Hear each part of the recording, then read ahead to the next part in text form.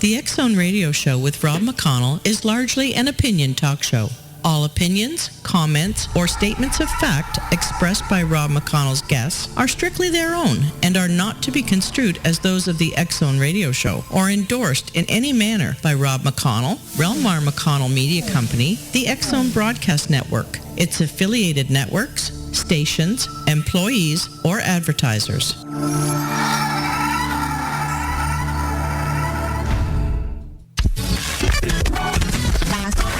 All Hit Radio.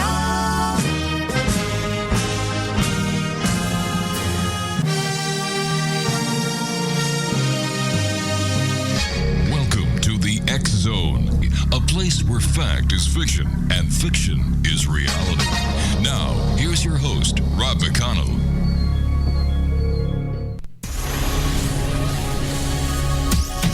This is the X Zone Broadcast Network, broadcasting worldwide on broadcast.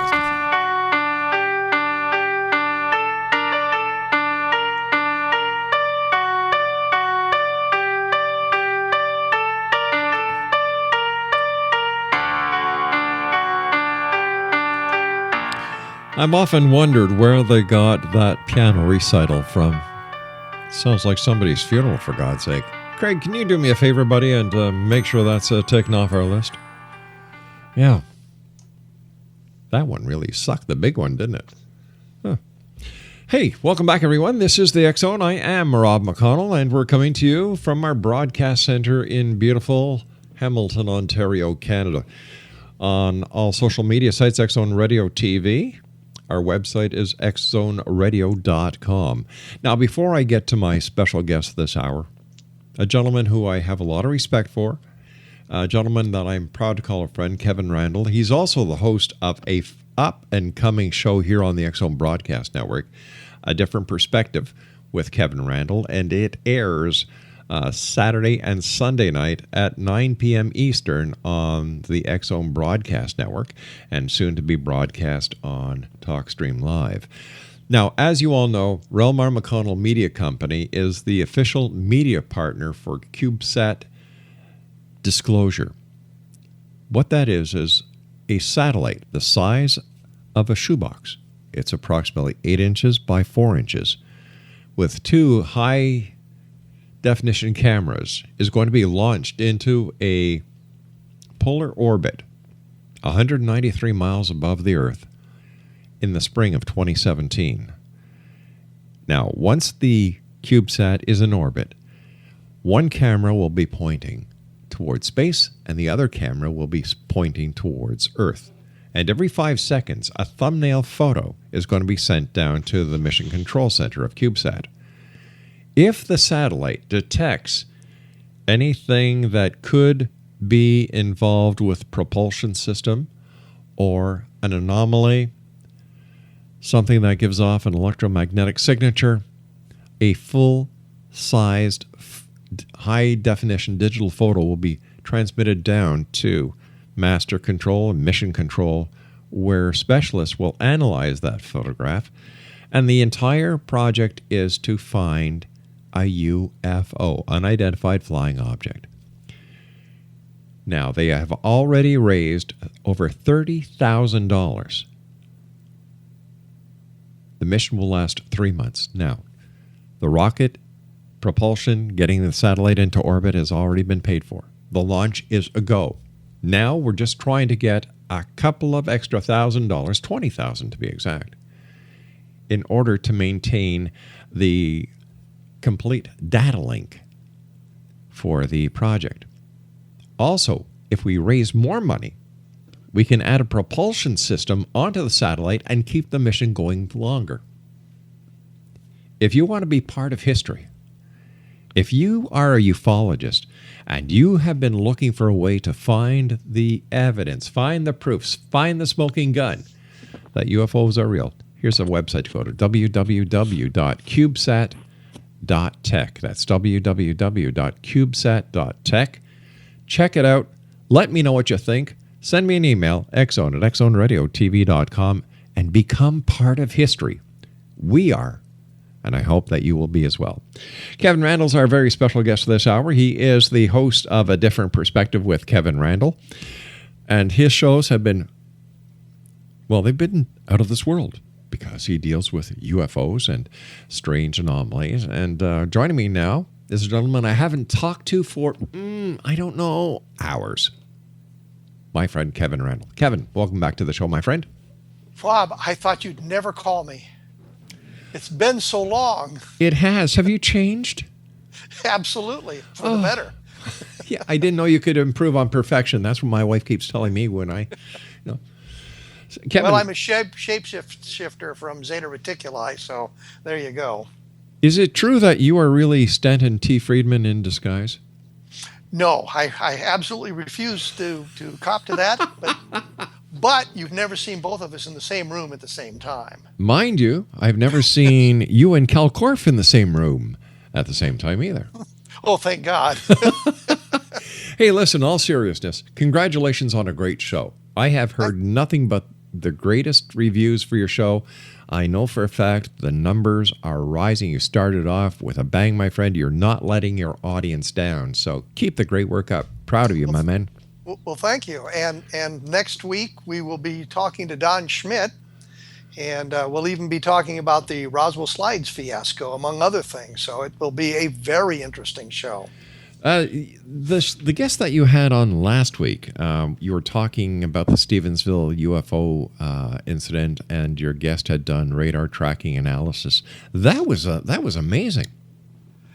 I thought so too. I didn't know that he had been that deeply involved in Stevensville, and I had asked him to be on the show because I wanted to talk about the government and UFOs, which is a book that he had created with Dr. Michael Swords and a host of others about the history of ufology, or the history of the government investigation of UFOs. And we got off into the Stevensville thing, which I found absolutely fascinating. It truly was. And, the in-depth investigation that he did on the case, including the two aircraft that seemed as if they were dispatched from a training mission that went over to the site of the UFO or whatever it was, and it was just so interesting. I think one of the things that we're finding in today's world is the investigators are becoming much more competent. They're much better trained. They're more highly educated. Yeah. And so we're able to do some of the things that science kind of demanded us to do for the last 50 or 60 years. I mean, it used to be you want to be a UFO investigator, you say, I'm a UFO investigator. Right. And in today's world, I mean, there's a lot of things you have to know. Earlier today, we were talking to Mark D'Antonio about his work, and you listened to him talk about his specific training and the things that he had to know to create or to investigate some of the things he was talking about, and the gathering of information from other experts in the field. So it's not just us making guesses about stuff, it's going out and actually looking for the evidence and talking to the experts and getting their opinion. So it's becoming a much more highly technical field with UFO investigations and UFO research. Mark is one of the people that I actually like to see on television and listen to because he knows what he's talking about. Like, it's not fake, it's not scripted. He talks from the heart, and he also has the experience and the expertise to back up what he's saying. Oh, absolutely. He's a fascinating guy. I met him a number of years ago at a MUFON conference, and we kind of clicked right off, having kind of the same personality and the same kind of sometimes a flippant attitude, but we clicked right away, and I thought he would be a very good guest with his knowledge. And we talked about some of the sightings that he had investigated, and we talked about what kind of struck me is the number of people who are creating hoaxes and how those are being exposed as hoaxes, so we don't gather that information in and put it into the databases. Are there as many hoaxes being perpetrated these days than there were back in the earlier days of ufology? I think there are more, and I think the problem is the internet and the ability of a computer to create so many very, very impressive videos so that it's sometimes very difficult to tell whether or not something has been fabricated by the 12-year-old boy or girl with his or her computer, or if it was something anomalous that was seen in the sky. I know there are ways to determine some of that, but some of those hoax videos are very sophisticated, and I think it's just an attitude now that we want to put something over on the experts. Let's see if we can make something fool them, and I think that was sort of the rationale behind what we called the Morristown UFO sightings from a number of years ago, where these two guys attached flares to weather balloons, trying to prove that witnesses would embellish their sightings and create things they didn't see, and the UFO investigators were credulous and would believe everything they said and immediately leap to the extraterrestrial. And what we found out, and Mark was one of those who investigated, was that his immediate reaction was this was a balloon. It acted like a balloon with a flare underneath it, and that's what he thought it was. And we listened to what the witnesses had to say, and for the most part, their descriptions were very accurate. One of the things that struck me, and I'd seen a woman on, I think, Fox News, and she was describing the video of the lights seeming to flash in and out. And she, when the host pointed that out, she said, "Oh no, that's because it's flying behind the trees." And I thought, there's a very perceptive observation on her part. So she wasn't saying, well, the thing's blinking at us and trying to send us a signal. She says, no, that's an artifact of the trees being between me and the object. So what we found was an awful lot of the people described exactly what they had seen, and the UFO researchers immediately identified for what it was. And I thought, that's kind of illustrative of how things are going in today's world of ufology. With the presidential election coming up, Kevin, I'm sure a lot of people have tried to get answers from all three party candidates, Trump and Clinton and Johnson, when it comes to the UFO question. Are you aware of any statements that have been made by any camp about possible disclosure if elected? I've heard nothing from Trump. I've heard nothing from Johnson. I have heard Clinton talking about that specifically. But the interesting thing was her husband talked about that back in the 1990s. That was one of the things they were going to do. And Leon Podesta, I think, was very interested in UFOs and supposedly posed the question to some of the higher level appointed officials in the government and the military people, and never got an answer. So I see this, I guess, pandering to the UFO crowd and the UFO disclosure crowd, and I'm not sure exactly what she thinks she is going to be able to find out that her husband couldn't find out when he was asking those questions. So, and I can't believe that there's a huge UFO voting block that we have to get their votes as well by offering disclosure. I think disclosure will come when the alien visitors land somewhere and say, yeah, here we are, and it can no longer be denied in any way, shape, or form. I think there's no motivation for the government at this point to reveal anything about that. And I think Clinton has to know that, because I cannot believe that this question came up in the 1990s with her husband, and they didn't discuss the outcome at some point. Sharing that information, especially with Leon Podesta involved in it. So I just find it very hard to believe that she'll be able to disclose anything, or that there will be anything for her to disclose. Do you think there's a connection, Kevin, between all paranormal events, for example, the sighting of Bigfoot, connected to UFO sightings or UFO landing stories? No, I think that we too often try to connect those sort of things, and I'm not sure why. I know there are people who claim to have seen Bigfoot coming out of UFOs, and I'm thinking, why? We've got crop circles, we have cattle mutilations, we have all these subsets of UFO sightings, and I think that kind of distracts us way too much from the scientific analysis. And I think that the thing that you're talking about with the satellite is something that brings science to UFOs. You may not find anything, or you may get some very, very dramatic video that allows us to move the discussion off, are they here, to another arena. It certainly is interesting. By the way, I was talking to a guest last night, Bill Grabowski. I don't know if you know him or not, but he had nothing but wonderful things to say about you, your books, and the way that you investigate. Oh, I just love to hear that kind of stuff. Yeah. I'll have to send him the check. I've tried to elevate UFO research into a more scientific arena than it has been, looking at all the evidence. We go back to the 1940s. In 1947, there was these two airline pilots, Childs and Whitted, who claimed to have seen a cigar-shaped craft with square windows on it. The immediate reaction by the scientific consultant to the projects the UFO projects in the Air Force was that it might have been a meteor, and everybody kind of rejected that idea. But what we see now is with the re-entry of the Zond 4, which was a Soviet spacecraft that re-entered the atmosphere in the 1960s, some of the witnesses described the same sort of thing that Childs and Whitted had seen, a cigar-shaped craft with square windows on it.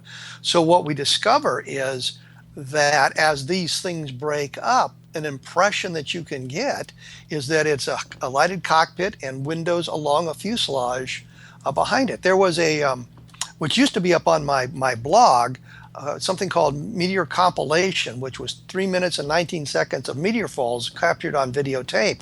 And a couple of them, you watched the thing break up, and as you did, you could see a bright light at the very front of it, and then smaller lights following along behind, and that's the object breaking up and the pieces peeling off.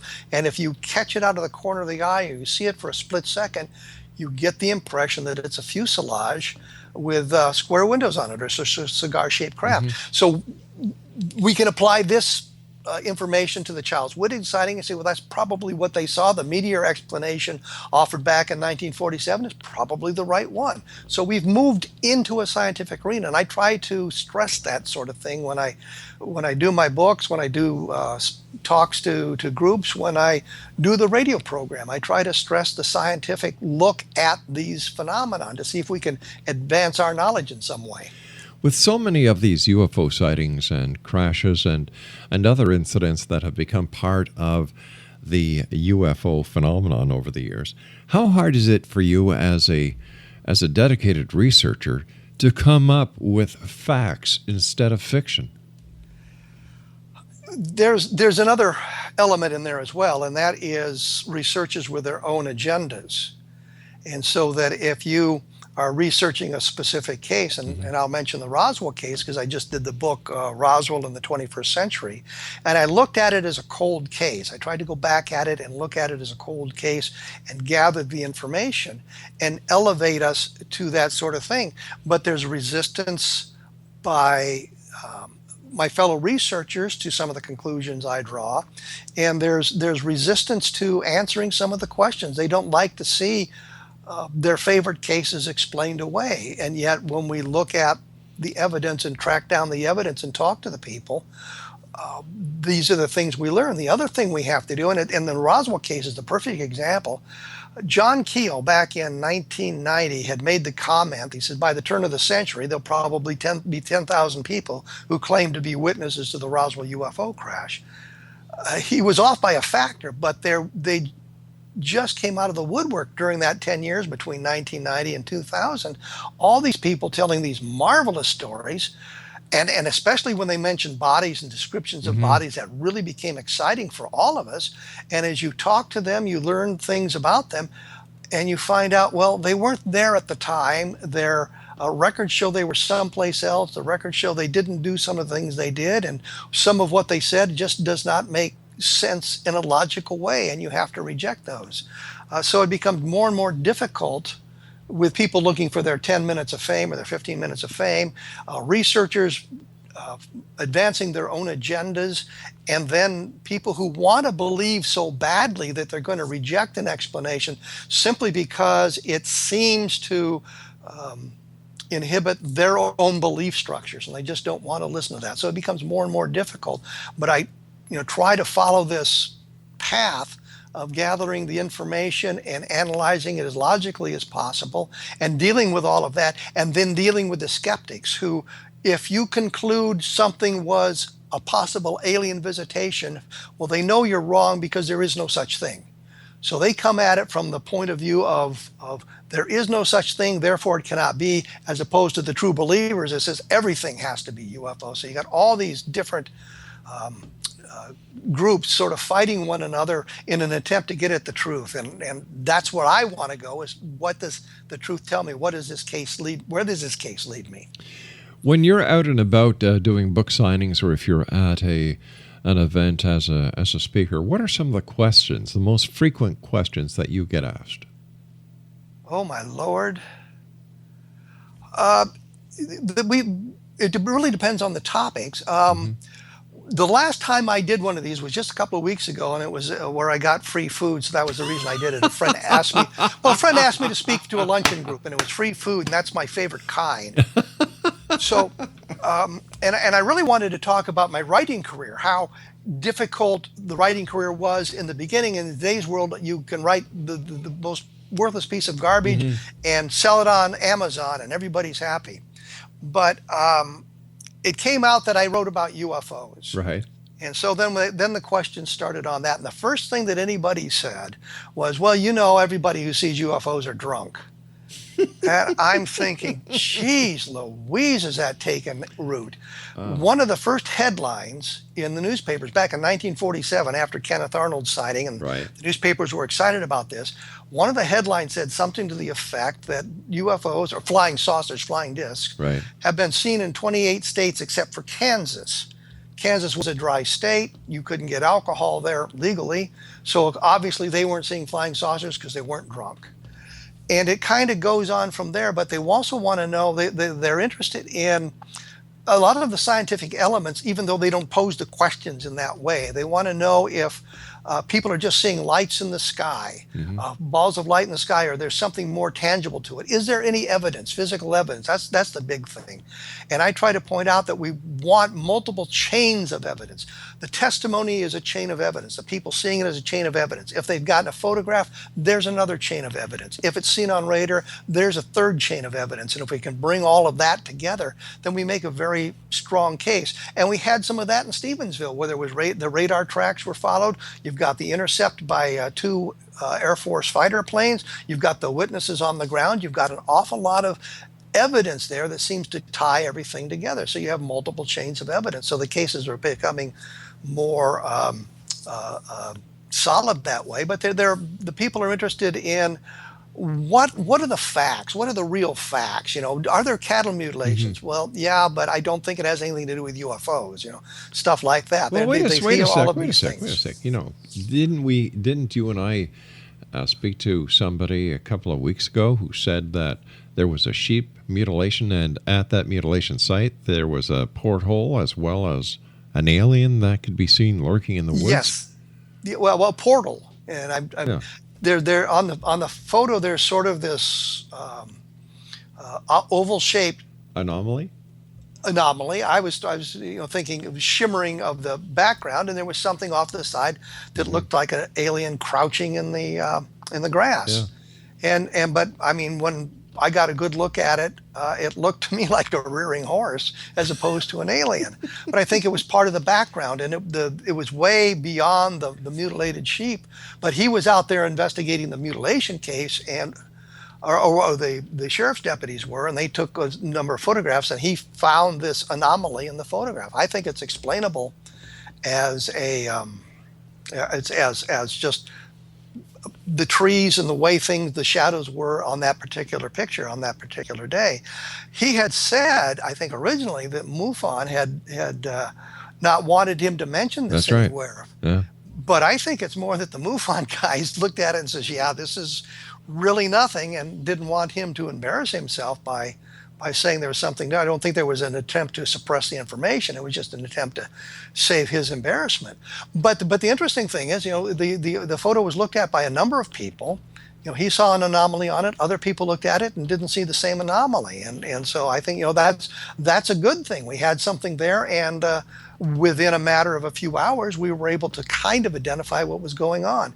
So there was no relationship between the mutilated sheep and the UFO.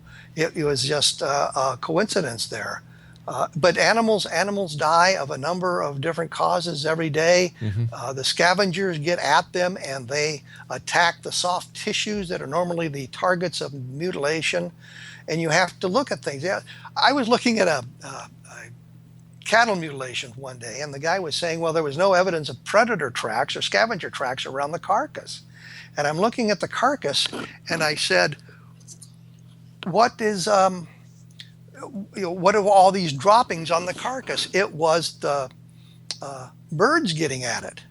And he overlooked the evidence of the droppings of the birds on the animal. It kind of confused, which explained what had caused the mutilation, I guess is where I was going. Interesting. Kevin, you and I have to take a short break. Please stand by. Exonation. Kevin Randle is our very special guest this hour. He is the host of A Different Perspective with Kevin Randle. That's heard Saturday nights and Sunday nights right here on the X-Zone Broadcast Network, www.xzbn.net, and it airs from 9 p.m. until 10 p.m. Eastern. And Kevin, let our listeners know what your blog spot is. Kevin, are you there? Uh-oh. Another radio host stolen, abducted by aliens. I'm going to try and see if I can find Kevin as we continue right here from our broadcast center in Hamilton, Ontario, Canada. My name is Rob McConnell. Don't go away.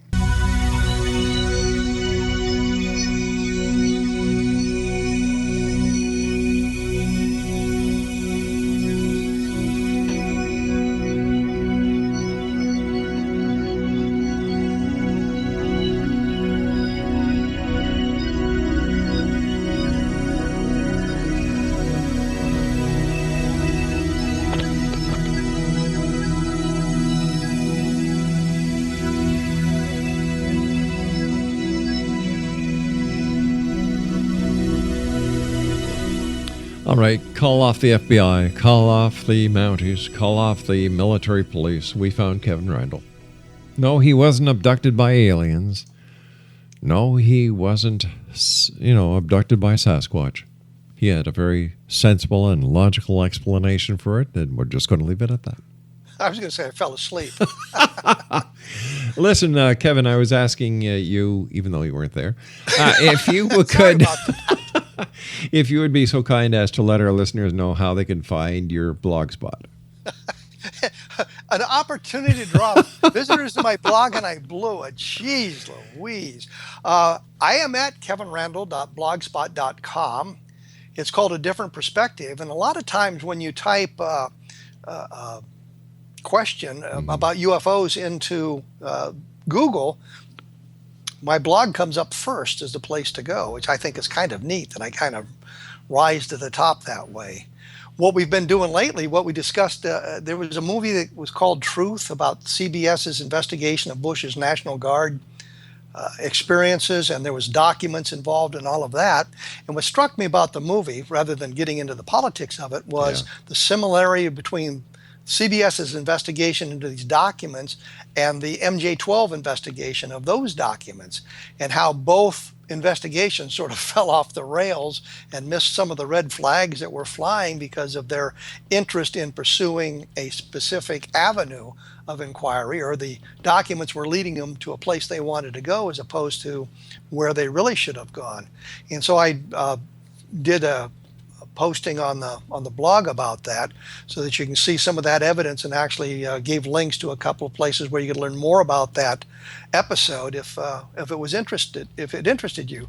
What caught my attention, though, was this was just prior to the 2004 election in the United States, and CBS could have had a major impact on the election had the story panned out. But they had made a couple of, what I think of pretty basic errors, but we all could learn from that in the way they were investigating the documents and the way they tried to vet them. But what they had were copies of the documents, not unlike the MJ-12 papers, which are merely copies. So there's an awful lot of forensic testing you can't do. And I know that many notorious forgeries have some mechanism built into them where you cannot see the original. There's a reason you can't see the original, and often it's because if you had the original, the the ink or that sort of thing would give it away. In your opinion, what is the hardest part about being a UFO investigator today? I don't have subpoena power. The witnesses are not obligated to speak to you. And I also hesitate now to mention names and that sort of thing, simply because, and I understand it completely, everybody else out there who is interested in a case wants to make sure the information is accurate. Yes, of course. Bill Brazel, the son of the man that found the wreck at Roswell, told me that he would periodically get phone calls at 2 and 3 o'clock in the monks in bars who were arguing about the Roswell case and wanted to know if he'd really said the things that he had said. And I know that the comment they normally made, Bill and his wife Shirley, was the information is in the book, and that's what I told the guy. And so I see that happening, and I understand that if I'm interested in UFOs, and I may not be one of the great UFO writers or doing any of that thing, but I have an interest in what's going on, I want to know if that information is accurate. And we've run into this thing now where you look at journalists, the anchormen on the network news are the epitome of journalists, and we've seen 2 of them fall in the last 10 years. Dan Rather, because of this Bush story that they kind of blew, and then Brian Williams, who was talking about being on an aircraft and saying it was shot down, and then backtracking. I said, well, I was on an aircraft that received ground fire, and then it was, well, I was on an aircraft in the vicinity where there was ground fire. And I'm thinking, if I'm on an aircraft that's been shot down, I pretty well know it. Having been on aircraft that were shot down, I knew it. It wasn't something that was in the back of my mind. I thought maybe I knew it precisely. But the real point is, here are 2 men who anchored network news, NBC and CBS, and they lost their jobs because their journalism wasn't as accurate as it should have been. The story about Bush with the information they had should have never aired. It should not have gotten on the air because it simply was full of holes. They did not prove their case, I think is what one of the guys said. And Brian Williams talking about this thing, he should have known better that he wasn't there in that environment, and that all brought down their credibility. So now we all are splashed with that mud, and we tell people, well, this is what I know, this is what I've heard, and they want to verify that information for themselves, and I don't blame them for that. On the other hand, you've got the witnesses who really don't deserve to have dozens of people calling them to ask them the same questions over and over again. We have gotten away in ufology of using unnamed sources simply because that doesn't work. Well, this person told me, and a trustworthy person in the military told me this, this, and this. Well, I'm sorry, I've got to know who that person is, and was that person in a position to see what he or she said he saw or she saw. We've got to look at all of that. We need that information. So it's becoming more and more difficult to that, and I feel bad about having to identify some of the sources on this, but if you want to maintain your credibility, you have to identify the source. When looking back over time, do you think there was ever a time within the modern day and age of ufology that we got really, really super close to, just breaking this story wide open and finding the proof that everyone is looking for? Yes, I do. I think it was in the middle of the 1990s, 1993, 1994, 1995, when we started revealing the Roswell information. I think that we were close to something important there, so important that the Secretary of the Air Force and the top Air Force leadership believed they had to do something. And because we, in the UFO field, who were investigating the case, and there were a number of us doing that separately, were turning up some information that I think disturbed them a great deal. And they felt it necessary to do something to stop the inquiries, to to kind of pull things back. And that's what the Air Force did with their massive report in 1994, 1995. You look at the report and it's like 3 inches thick, very little about UFOs, quite a bit about weather balloons. And that was their explanation. Back in 1947 when this thing happened, the Air Force said, well, the guys made a mistake. It was a weather balloon. And then we get to the new report, and they said, we really didn't tell you guys the truth in 1947. We've looked at it again, and what we've discovered, it was a weather balloon.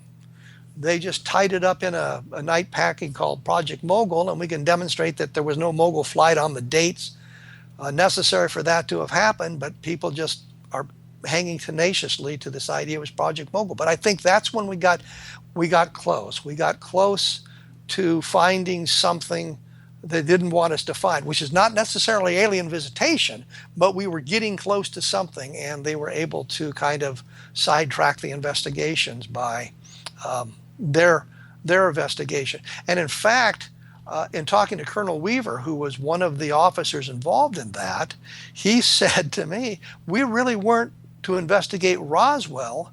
We were to look for documentation about it. So, when we offered things like, I have tapes of Edwin Easley, who was a provost marshal in Roswell, telling me he couldn't talk about it because it was secret, and that the path that we were following, the extraterrestrial, was the proper path to follow. They didn't want to hear those tapes. They were talking to the guys involved in the balloon project. I think the only Roswell guy they talked to was Sheridan Cavett, who had told us, and when I say us, Don Schmidt and me, on tape, he said, no, we never went out and looked at balloons. We were too busy doing important stuff. And then Weaver shows up and says, yeah, I knew the moment I saw it, it was a weather balloon.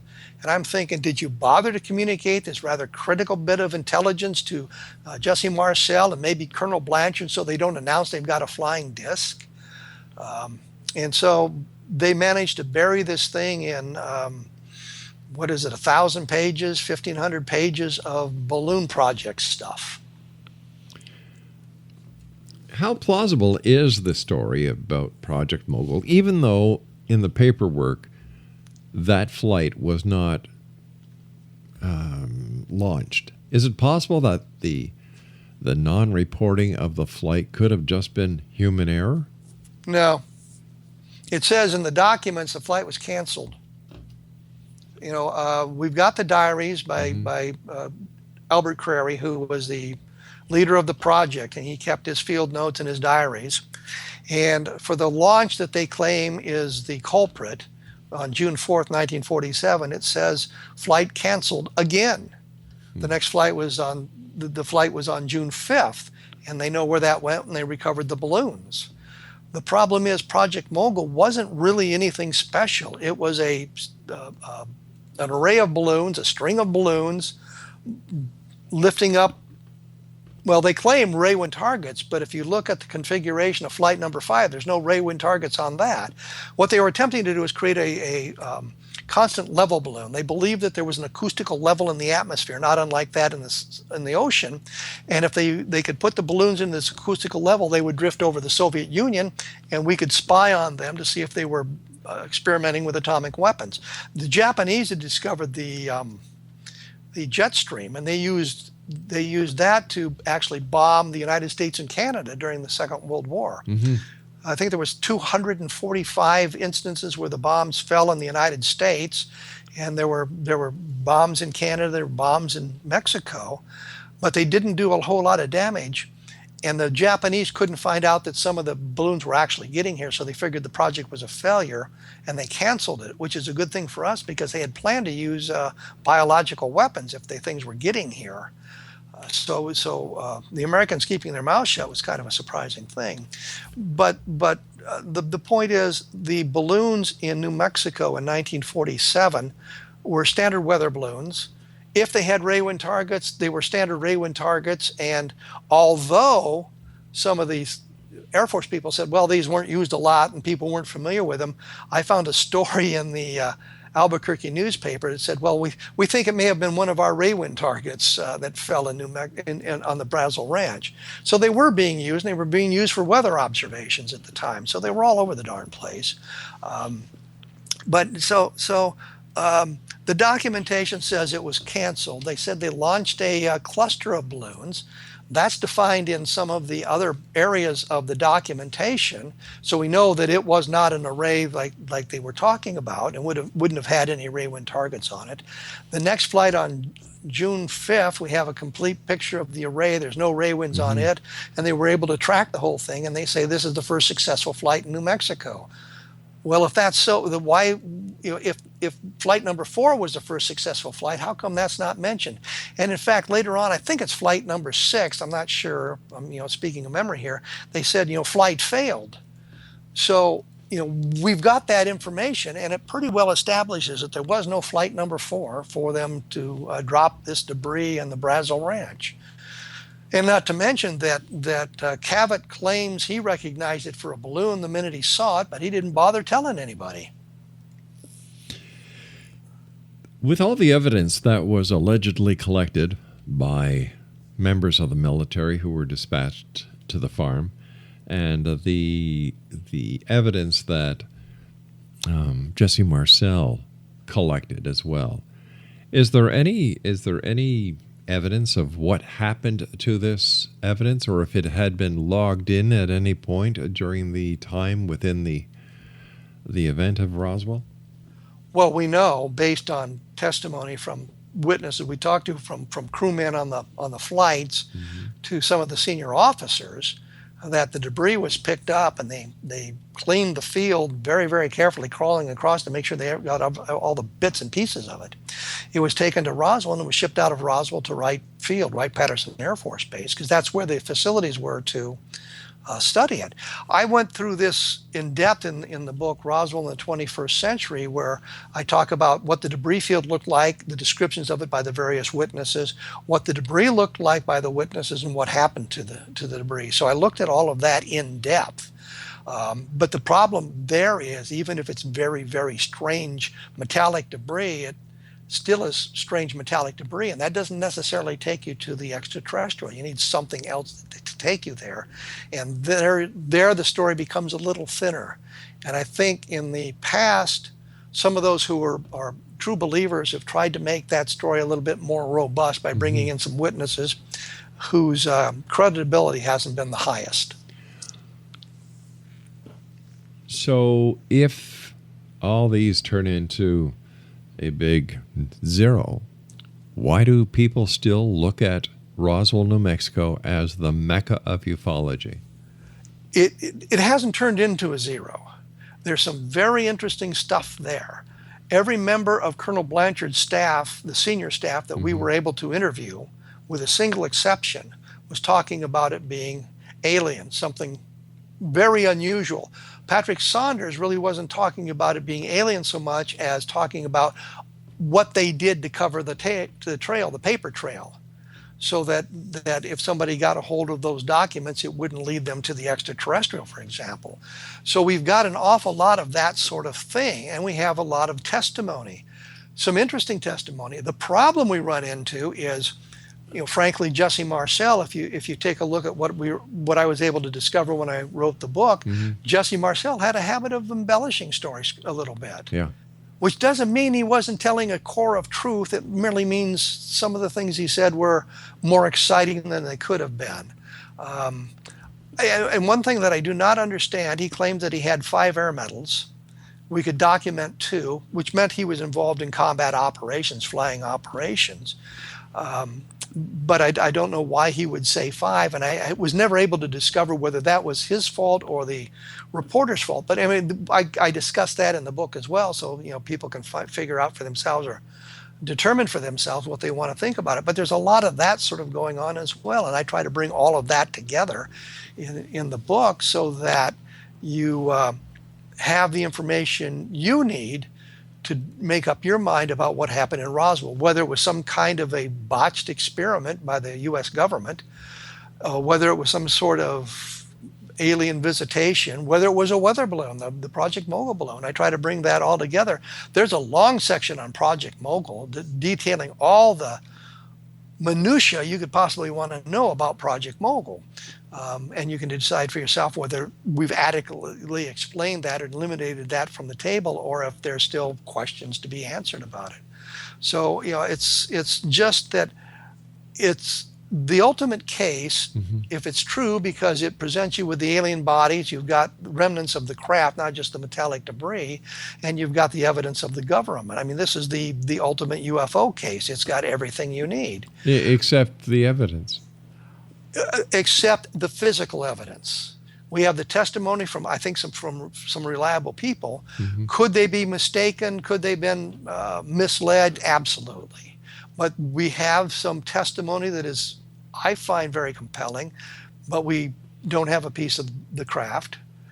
We do not have pictures of the bodies or the bodies themselves. We do not have the final bit of evidence that would prove the case. So we're still kind of, I guess, flapping in the breeze, looking for that. And I fear that after 25 years, nearly 30 years of looking into this case specifically, that we've lost the opportunity, because many of the witnesses now passed away. And I think the government, seeing how tenacious we could be on some of this, was probably buried the stuff a little bit deeper than it was before we started all this investigation. Is it time we shelve the Roswell incident and go on to newer cases or other cold cases? I think at this point, after reading my book, of course, but I lay the case out. There's really no place for us to go now with Roswell, and I think we need to look at some of the other cases, such as Levelland, where you have multiple witnesses at multiple locations reporting the same sorts of phenomena. The craft is interacting with the environment and that sort of thing. So we have multiple chains of evidence there. And I think it's a very good case that has been kind of lost. But again, it's over 50 years old. Stevensville suggested there was the Japanese case from 1985, the Japanese Airlines case, where it was tracked on radar, and the radar tracks and all that data exists today. It was gathered at the time and kept. And John Callahan, who was an FAA investigator on that specific case, has an awful lot of that documentation. Says you can kind of watch this thing play out in real time. We've got you can watch it on the radar, you can listen to what the pilots are saying, and you can watch this whole case play out. So there's some very good cases like that around. The problem we run into is that the skeptics know there is no alien visitation. So when you get a case like that, they're going to keep looking at it until they find what they think is the fatal flaw. And they sometimes bend the facts to get their fatal flaw out there. They cannot say, this is very mysterious. This is something very hard to explain. They will not admit that we have a case that is anomalous, that we cannot explain. And I don't know why they fear that. If we can't explain the case, it doesn't mean it's an alien spacecraft. It means we have not found the solution for that case yet. Wow. But once again, with all these stories, all these witnesses, and the ability under the Freedom of Information Act, as well as the lack, or I shouldn't say the lack, but the preponderance of possible testimony. How far do you go? When do you call it quits? I think when some of the classic cases are destroyed by solid research. Charles Whitted was a solid case. That was a very good case. The government was very impressed with that case. I think that case was destroyed by the observations of Zon 4 returning. And he says, yeah, this is a parallel thing. This explains this case. There are cases. There's the great case in Canada, the Shag Harbor sighting. Yes. You have lots of witnesses. You have police officers, military involved. You had teenagers, which called the police and turned off the Condon Committee from their investigation because it was just teenagers. There's a photograph that exists, and there's a lot of documentation that Don Ledger and Chris Stiles has recovered about that. So there's something very interesting going on there. Was this an alien craft that fell into Shag Harbor? They make a good case for it. They doesn't have the absolute final proof we need, but he makes a good case for it. And so we have some of those cases, and there may be some that we can never explain, but I think we'd get to the point where we'd look at that and say, we just can't prove this hypothesis. We have not been able to prove it. We have not been able to falsify it. We're just stuck. Quick question. We've got about 30 seconds left. Who's your guest this week? Don Schmidt.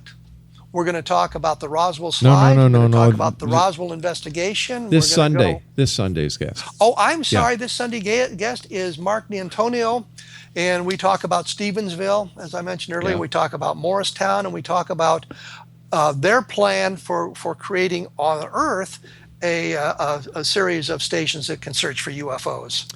Hey, Kevin, as always, great talking to you, my friend. I look forward to the next edition of A Different Perspective that you and I work on. Keep the good work up, Kevin. You make us proud over here. Well, I'm thinking of moving to Canada, depending on how the election goes. No problem. I'll be your cousin for immigration purposes. Kevin, take care of yourself, my friend. And one more quick time for your website. www.blogspot.com, www.kevinrandle.blogspot.com, and the book is Roswell in the 21st Century. All right, I'll be back tomorrow night, XO Nation. Same time, same channel. So until then, always keep your eyes to the sky and your heart to the light. Good night now.